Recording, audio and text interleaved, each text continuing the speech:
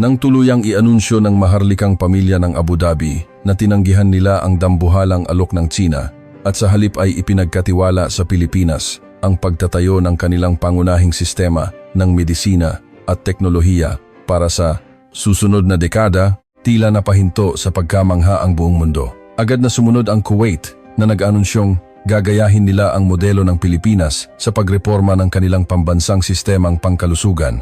At ang Saudi Arabia, diretsahang ipinagkaloob sa isang kumpanyang Pilipino ang pinakasensitibong bahagi ng kanilang NEOM Future City, ang Smart Surveillance at Data Management System. Sa harap ng biglaan at tila hindi mapigilang impluensya ng Pilipinas, maging ang mga superpower na Amerika at Tsina ay nataranta at naglabas ng mga agarang pahayag upang subukang unawain ang sitwasyon. Ngunit sa gitna ng kaguluhang ito, ang hari na may mataas na respeto sa gitnang silangan, sa harap ng live broadcast na pinapanood ng bilyon-bilyong tao, ay nagbitiw ng isang pangungusap na yumanig sa kaluluwa ng lahat. Sinabi niya, sa tinig na puno ng paggalang, ang Pilipinas ay hindi lamang nagligtas sa aking buhay, kundi sila ang naging kumpas na gagabay sa aming mga kapatid na bansa upang makawala sa sumpa ng aming likas na yaman. Paano nangyari ang lahat ng ito? Bakit ang isang kapuluan na madalas isinasantabi sa politika ng mga dambuhalang bansa ay nagawang payukuin ang mga maharlikang may hawak sa pandaigdigang supply ng langis? Hindi ito isang alamat o propaganda. Ito ay isang tunay na himala na naganap sa loob lamang ng 72 oras. Ang maikling 3 araw na iyon ay tuluyang nagpabago sa kahulugan ng salitang kapangyarihan para sa mga maharlika ng gitnang silangan. Ngayon, hayaan ninyong ilahad ko sa inyo ang simula ng alamat na ito. Bago tayo magpatuloy, mangyaring iwanan sa komento kung saang panig kayo ng mundo nanonood at siguraduhing mag-subscribe dahil hinding-hindi ninyo gugustuhing makaligtaan ang balita bukas. Ang pangalan ko ay Rashid Al-Mansuri, ang punong katiwala ng maharlikang pamilya ng Abu Dhabi. Responsibilidad ko ang lahat ng pampublikong imahe ng mga royal at ang mga detalye ng kanilang marangyang pamumuhay. Sa unang bahagi ng aking buhay, ang aking mundo ay binuo ng langis, dolyar at kapangyarihan ng kanluran.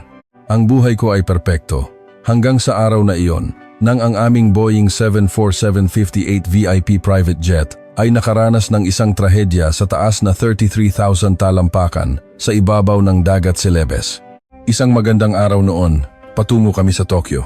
Lulan ng eroplano ang mga taong kayang yumanig sa pandaigdigang merkado ng enerhiya, ang kasalukuyang pinuno ng United Arab Emirates, ang kanyang kamahalan King Salman, ang bata at maimpluwensyang si Prince Khalid, na may hawak sa kapangyarihan ng langis, at 12-dosenang mga oil tycoon mula sa Saudi Arabia at mga matataas na opisyal. Hindi kalabisan na sabihing ang pinagsama-samang yaman ng mga pasahero sa eroplanong iyon ay sapat na para bilhin ang buong taunang GDP ng kontinente ng Afrika at may sukli pa. Masaya ang kapaligiran sa loob. Ang hangin ay puno ng amoy ng mamahaling French cognac. Masiglang pinag-uusapan ng mga royal ang kanilang pagbisita sa Japan. Ang Japan ang aming pinagkakatiwalaang kasosyo sa Asya. Sa pagpunta natin sa Tokyo, sabi ni Prince Khalid sa kanyang ministro na si Faisal, bukod sa usapang enerhiya, gusto kong tingnan ang kanilang sistema ng medisina. Medyo hindi maganda ang kalusugan ni Ama kamakailan. Siguro'y magandang opsyon ang Tokyo University Hospital.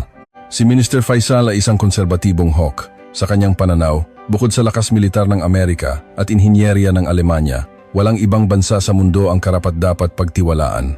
Agad siyang sumang-ayon. Napakahusay na ideya, kamahalan. Sa buong Asya, tanging Japan lamang ang karapat-dapat sa ating tiwala.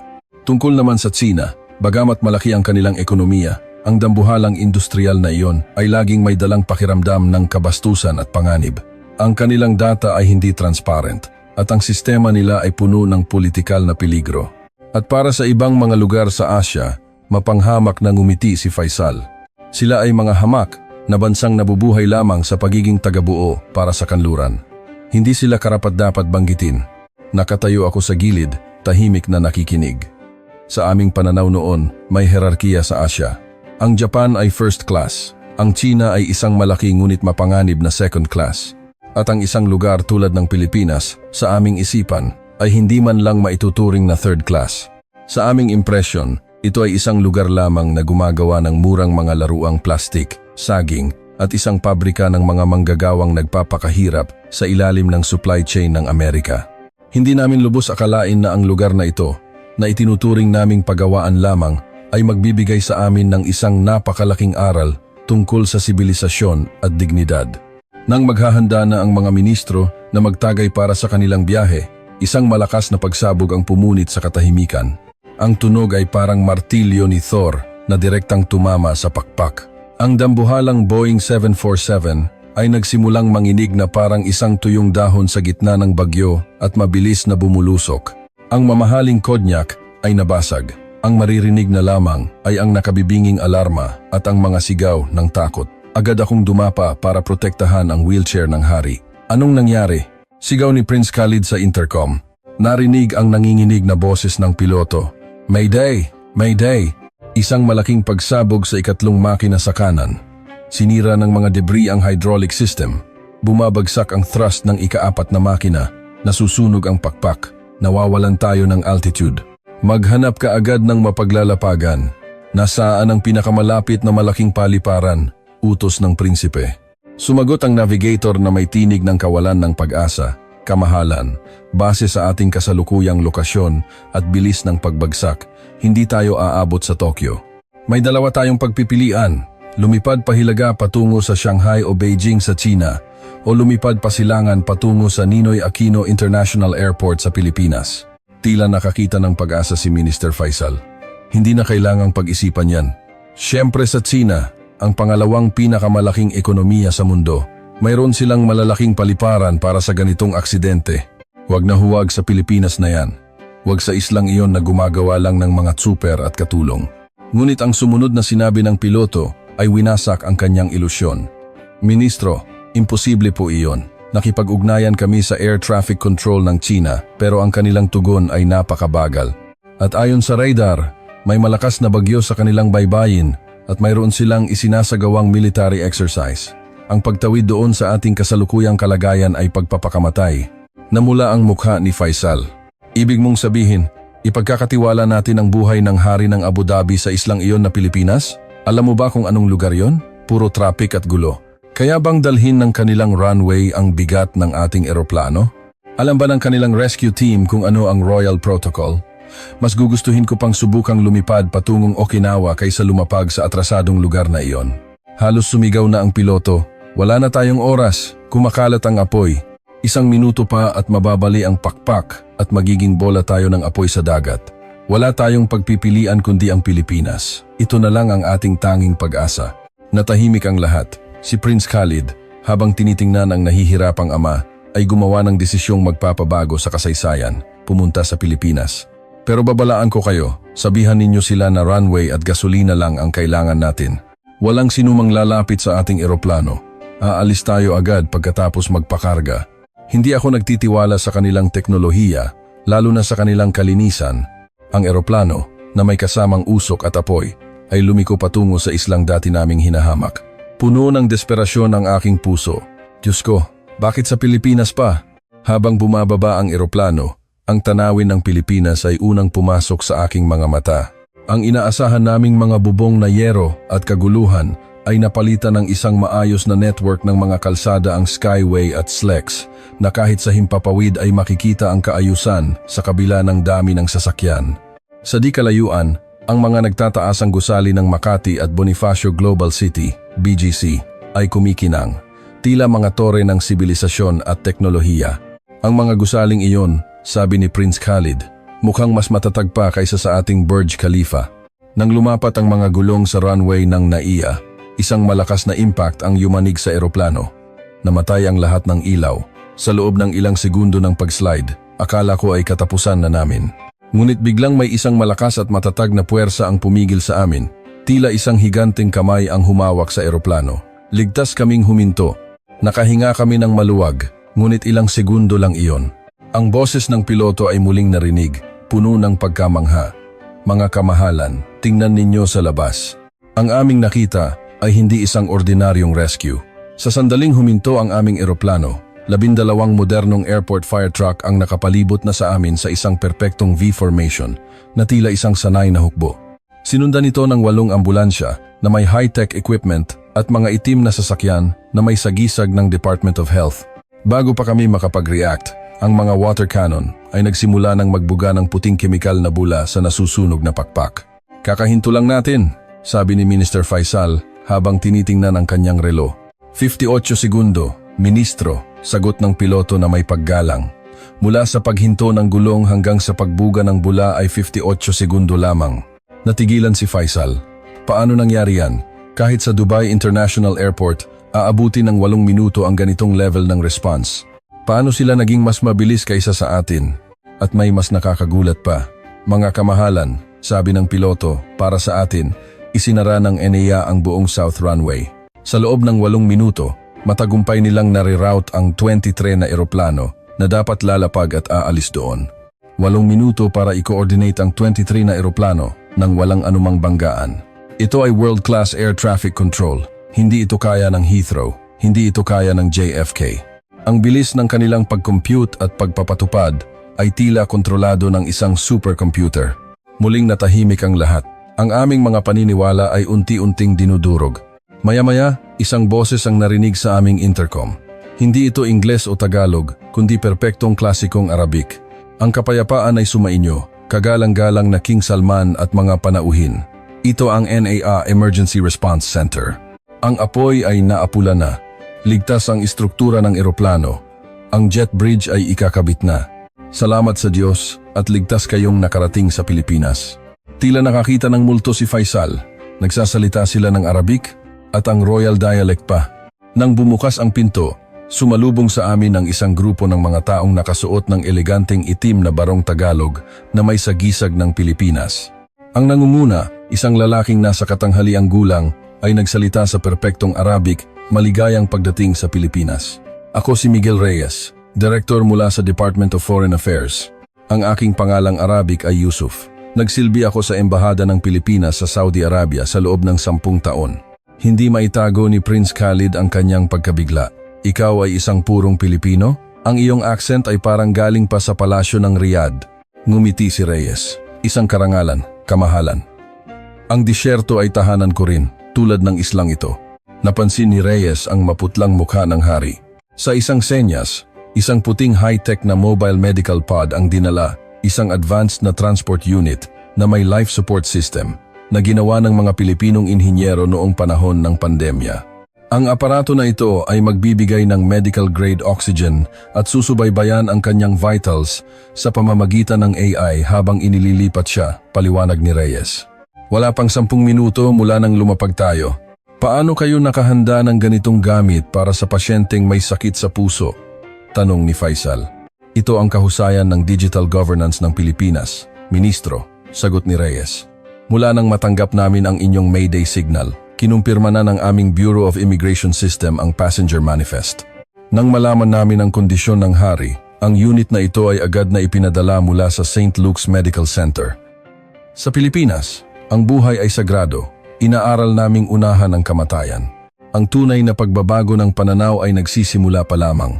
Matapos mailipat ang hari, sinabi ni Reyes.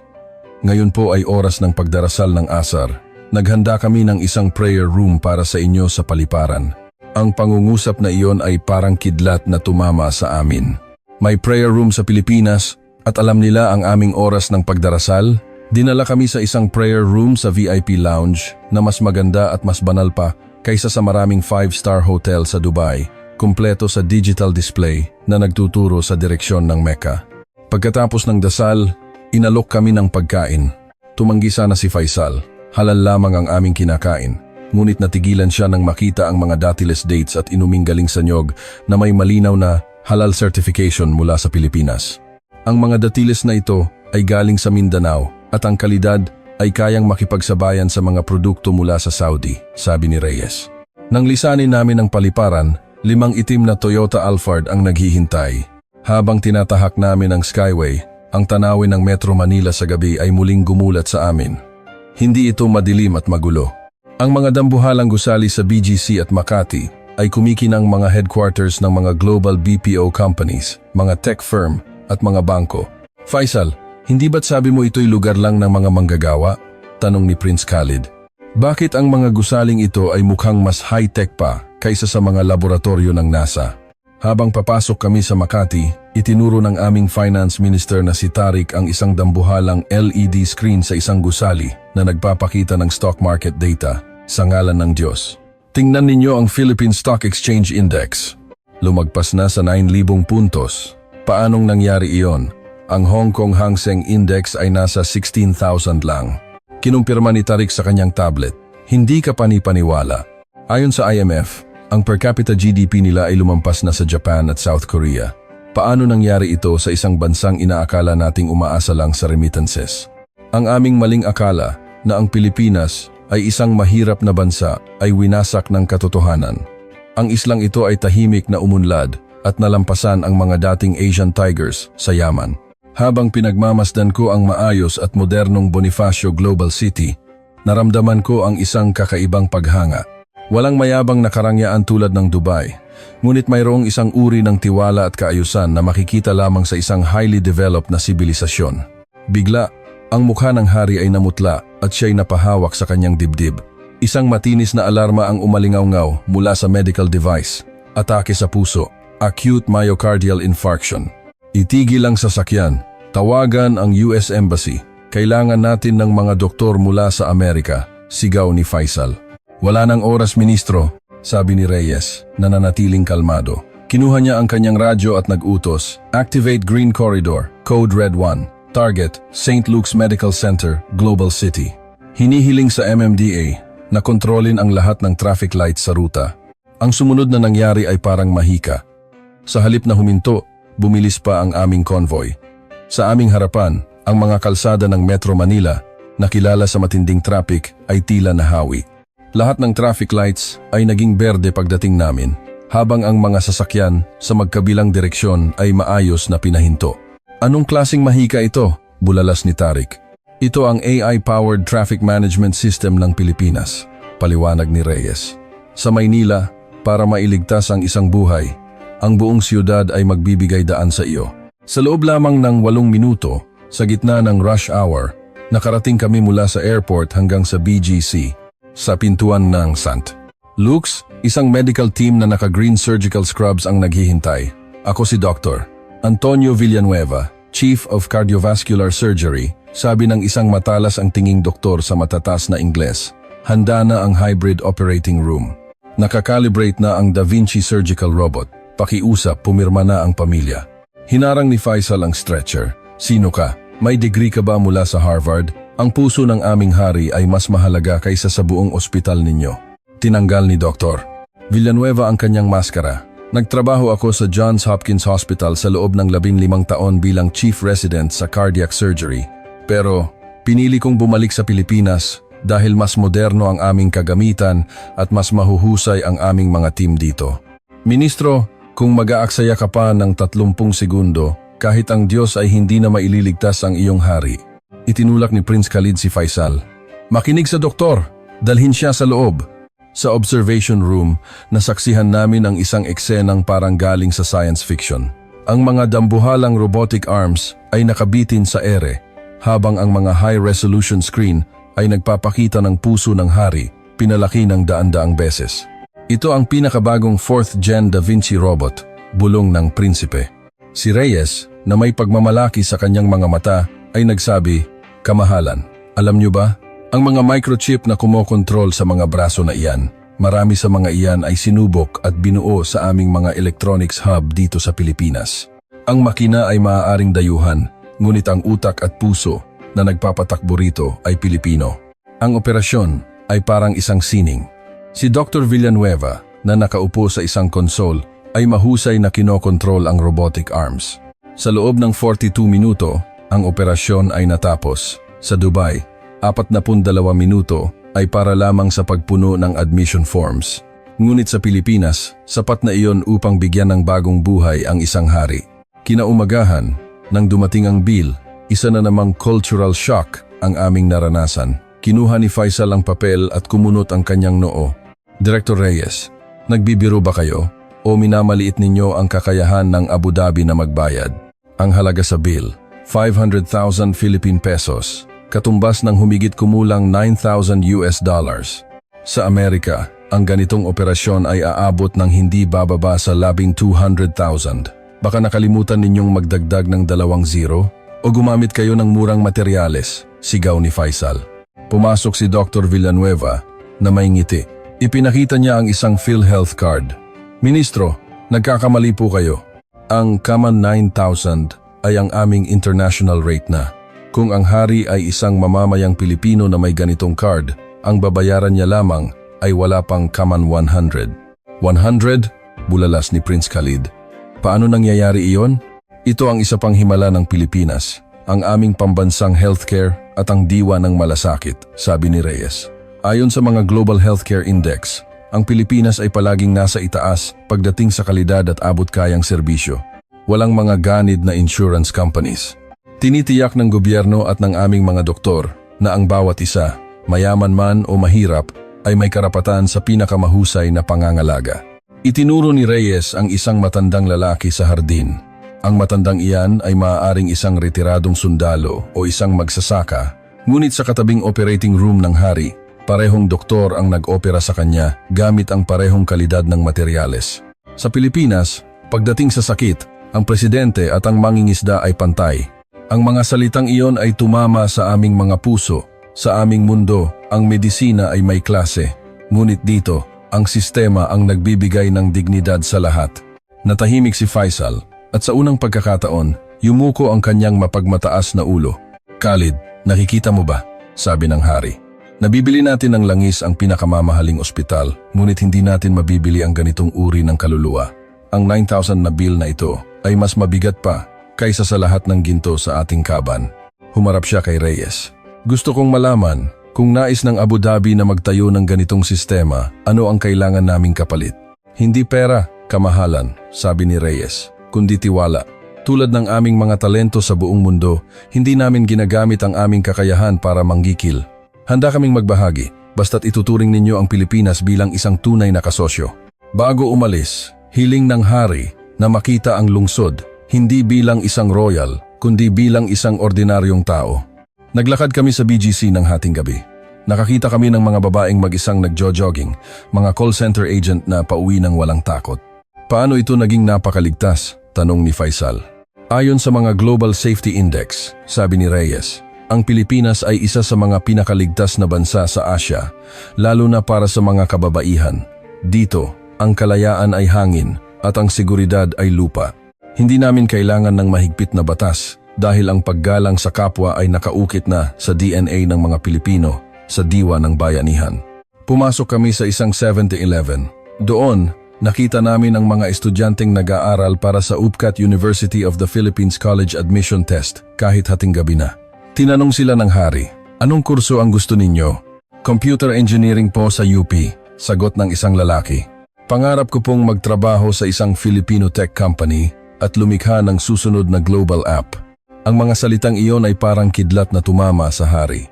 Sa aming bansa, ang mga kabataan ay nangangarap ng sports cars, ngunit dito, nangangarap silang lumikha. Mayaman tayo sa langis, bulong ng hari, ngunit hindi natin mabibili ang ganitong uhaw sa kaalaman at paglikha. Ang buong islang ito ay isang dambuhalang pabrika ng talento. Mula sa utak ng mga batang ito, nakakakuha sila ng isang bagay na mas mahalaga pa kaysa sa langis. Kinabukasan, sa Malacanang Palace, nakipagpulong kami sa Pangulo ng Pilipinas. Itinanong ni Faisal ang pinakasensitibong tanong, paano ang Tsina? Hindi ba't mapanganib na ilagay ang aming kinabukasan sa isang lugar na may banta ng giyera? Ngumiti ang Pangulo. Ano ba ang tunay na seguridad, Ministro? Mga pader at missile? Sa digital na panahon, ang seguridad ay nagmumula sa pagiging hindi mapapalitan. Itinuro niya ang mapa. Maliit ang islang ito. Ngunit ang aming mga seafarers ay nagpapatakbo sa 30% ng pandaigdigang kalakalan. Ang aming mga nurse at doktor ang bumubuhay sa mga sistema ng kalusugan ninyo. Ang aming mga BPO agents ang sumasagot sa mga tawag ng pinakamalalaking kumpanya sa mundo. Ang pag-atake sa Pilipinas ay hindi pag-atake sa isang isla. Ito ay pag-atake sa pandaigdigang supply chain, sa kalusugan ng inyong mga mamamayan at sa digital na ekonomiya. Walang sinuman ang kayang bayaran ang halaga ng pagsira sa pandaigdigang kumpas na ito. Kaya't ang paglalagay ng pera sa Pilipinas ay hindi paglalagay nito sa panganib, kundi paglalagay nito sa isang safety deposit box na poprotektahan ng buong mundo. Pagkatapos noon, dinalaw namin ang isang dambuhalang BPO hub sa BGC.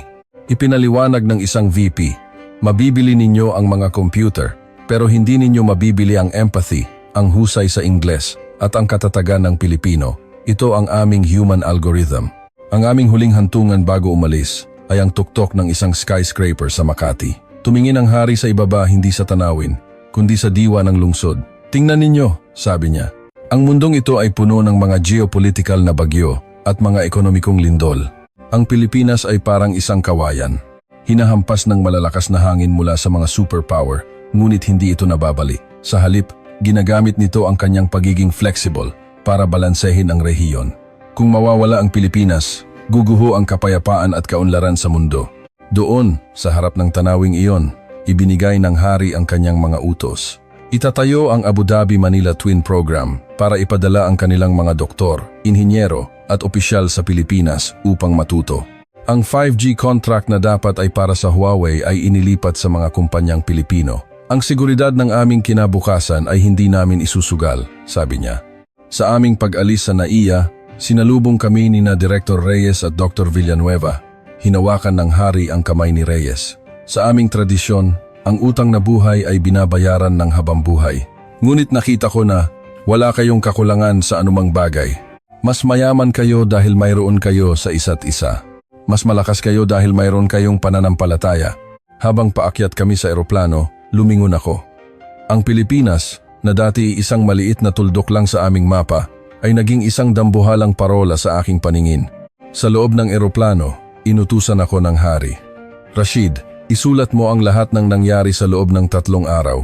Hindi bilang opisyal na ulat, kundi mula sa iyong puso. Gusto kong malaman ng bawat bata sa gitnang silangan, na sa silangan, mayroon tayong isang dakilang kaibigan. Ang pangalan niya ay Pilipinas. Ilang buwan ang lumipas. Ang mga desisyon ng hari ay nagsimulang magbunga. Ang unang batch ng 500 elite na estudyante mula sa Abu Dhabi ay dumating sa UP at Ateneo para mag-aral ng engineering at medisina. Ang Neom City ng Saudi Arabia ay pinapatakbo na ngayon ng AI at security systems na gawa sa Pilipinas. Ang Kuwait ay nagpapadala ng kanilang mga opisyal para pag-aralan ang PhilHealth. Ang langis ay mauubos. Ang mga skyscraper ay guguho. Ngunit ipinakita sa amin ng mga Pilipino ang isang walang hanggang yaman, ang katatagan. Ang isang islang kapos sa likas na yaman na laging may banta ng mga bagyo, lindol at mga superpower ay nagawang hubugin ang sarili bilang pinakamatatag na kumpas, pinakamaalagang sentro ng kalusugan at pinakamalayang parola ng demokrasya sa Asya. Nakuha nila ang respeto ng mundo hindi sa pamamagitan ng pananakop, kundi sa pamamagitan ng mga kamay ng 110 milyong tao. Ito ang tunay na kadakilaan. Ang kadakilaan ng isang bansa ay hindi nasusukat sa lawak ng kanyang lupain, kundi sa kadakilaan ng kanyang kaluluwa. Ngayon, kapag may nagtatanong sa akin, Rashid, sa lahat ng iyong paglalakbay, saan ang pinakamayamang lugar na iyong nakita?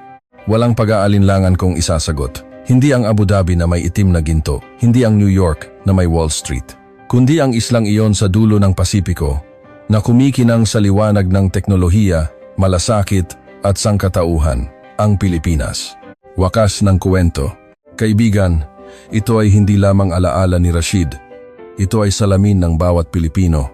Madalas nating sabihin na ang pinakamagandang tanawin sa Pilipinas ay ang mga tao. Ngunit pagkatapos ng karanasang ito, dapat nating ipagmalaki na ang pinakamalakas na sandata ng Pilipinas ay ang mga tao rin. Bawat inhinyero sa pabrika, bawat nurse sa ospital, bawat estudyanteng nagsusunog ng kilay, bawat OFW na nagsasakripisyo kayo ang bumubuhat sa islang ito at nagkakamit ng respeto ng buong mundo. Kung ipinagmamalaki mo na ikaw ay Pilipino, kung naniniwala ka sa kakayahan ng islang ito na baguhin ang mundo, mangyaring i-like, i-subscribe at i-share ang video na ito. At sa huli, iwanan sa comment section ang mga salitang nagpapatindig ng ating mga balahibo. Pilipinas, #1.